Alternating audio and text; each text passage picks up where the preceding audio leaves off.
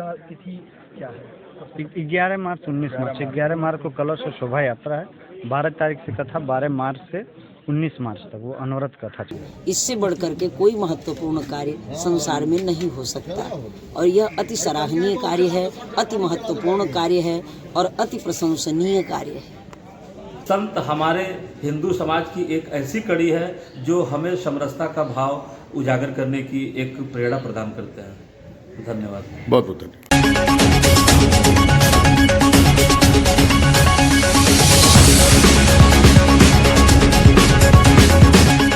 मंदिर पर हर वर्ष की भांति इस वर्ष भी जो है ब्राह्मण भोज, संत भोज का कार्यक्रम रखा गया है कि ब्राह्मणों का चरण की सेवा होके और जो है ये माघ महीने में कार्यक्रम को जो है हर वर्ष मनाया जाता है ब्राह्मण भोज मंदिर हर वर्ष। और हम लोग ये प्रयास करते हैं कि हर वर्ष की भांति इस वर्ष भी इस कार्यक्रम को सफल बनावें। संतों के बीच में सेवा करने का हमें अवसर मिला है। संत हमारे हिंदू समाज की एक ऐसी कड़ी है जो हमें समरसता का भाव उजागर करने की एक प्रेरणा प्रदान करते हैं। धन्यवाद। बहुत बहुत धन्यवाद।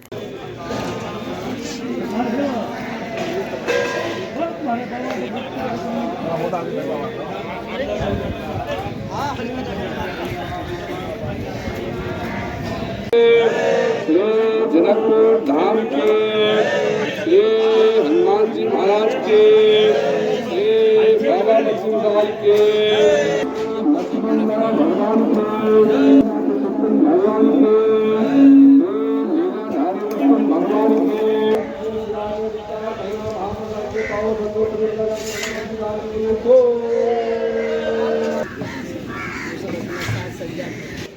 सौभाग्य न हो।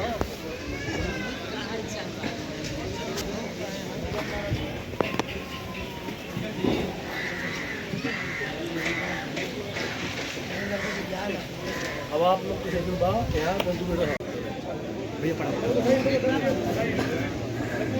आप लोग बैठे रहिएगा तो महाराज जी बंधु का कृपा दीजिएगा। आप आइए चढ़ा लीजिए। आइए बाबा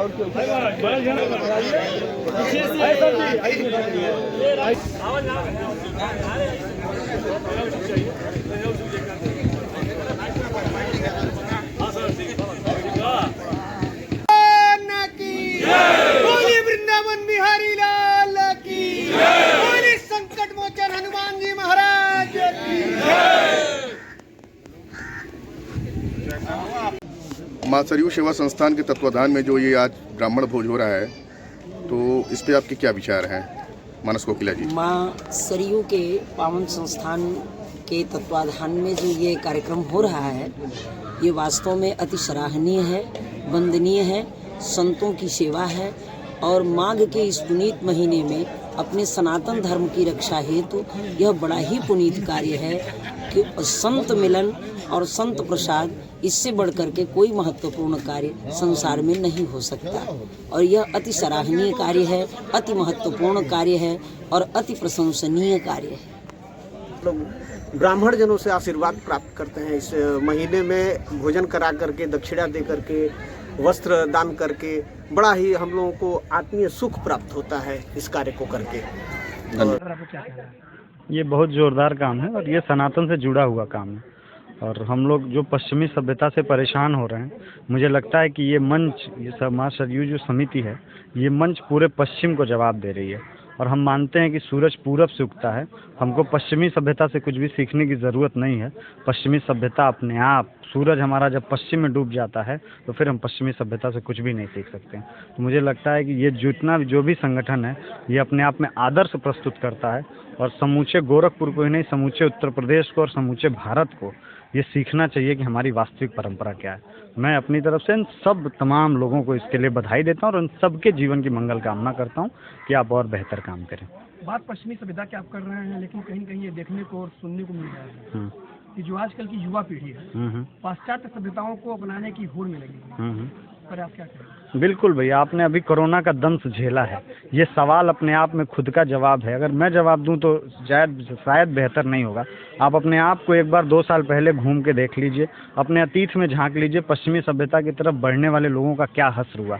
आपको इस बात पे गौरव करना चाहिए कि भारत में जितने लोग थे उन सब के मसालों को पूजा गया। वो आपके जो ब्राह्मणों की जो सबसे बड़ी सभ्यता थी प्रणाम करने की, बैठने की, बैठाने की, इसको पूरी दुनिया जब आपको सहज स्वीकार करने लगे, परिस्थितियां जब स्वयं में स्वीकार करने लगे, आपके जितने भी मत हैं वो वैज्ञानिक अपने आप सिद्ध हो जाएं, तो फिर पश्चिमी सभ्यता का मुझे लगता है कहीं कोई बात नहीं होनी चाहिए, वो अपने आप में गौण हो जाता है। जहाँ से आप उत्तराधिकारी हैं जी वर्तमान में, जी वहाँ पर आने वाले समय में कुछ एक बड़ा आयोजन हो, जी जी इसके बारे में आप कुछ बताएं। मैं सिद्धपीठ मदरिया से मैं वहाँ का सेवक हूँ और आप सबके चैनल के माध्यम से मैं सबको आमंत्रित भी करूँगा। अभी आपने दिव्य राम कथा यहीं बढ़लगंज के प्रांगण में सुनी है और राम के बिना हनुमान अधूरे हैं, तो हनुमत कथा पूज्य विजय कौशल जी महाराज जी से मुखार बिंदु से होना है, जो कार्यक्रम बहुत पहले से प्रस्तावित था।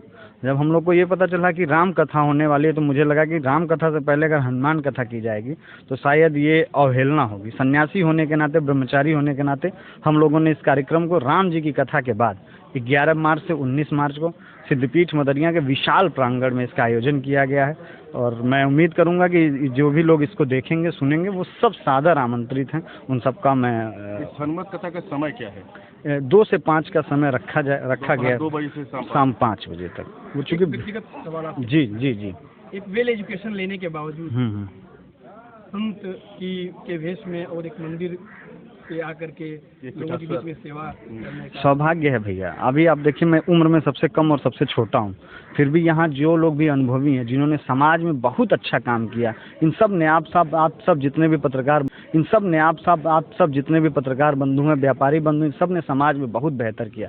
तो संन्यास होके मैंने कुछ अच्छा नहीं किया, ईश्वर की एक कृपा थी कि मुझे इतना सम्मान, इतना मैं शायद पढ़ लिख के वो अर्जित नहीं कर पाता जो मुझे संन्यास ने दिया। तो मैं आजीवन हनुमान जी का ऋणी हूँ और सन्यासी होने का कोई कारण नहीं था, यह बस हनुमान जी की इच्छा थी, हो गया। और मैं आप सबसे आशीर्वाद की कामना करूंगा कि भारत में सन्यासी होकर जीवन सफल कर लेना अपने आप में एक कठिन काम है। हमारे वहाँ कहावत है कि तलवार की तेज धार पे चलना होता है, इधर भी फिसलेंगे तो कटेंगे, उधर भी फिसलेंगे तो कटेंगे। सन्यास की एक सबसे बड़ी दिक्कत है कि आप 40 साल तक सन्यासी रहिए और समय की एक विपरीत घड़ी, एक पल भी आपका जीवन, आपका चरित्र बर्बाद करने के लिए बड़ा पर्याप्त होता है। अच्छा, तो जी उसका तिथि क्या है? 11 मार्च 19 मार्च 11 मार्च को कलश और शोभा यात्रा है, 12 तारीख से कथा, 12 मार्च से 19 मार्च तक वो अनवरत कथा चलेगी। समय 2 से 5 है। समय 2 से 5। तो एक हनुमान जी का उद्घोष हो जाए यहाँ पे। बोलिए हाँ प्लीज, आप बोलिए। हाँ आप प्लीज, आप बोलेंगे तो ज़्यादा। लक्ष्मी नारायण भगवान की जय, हनुमान जी महाराज की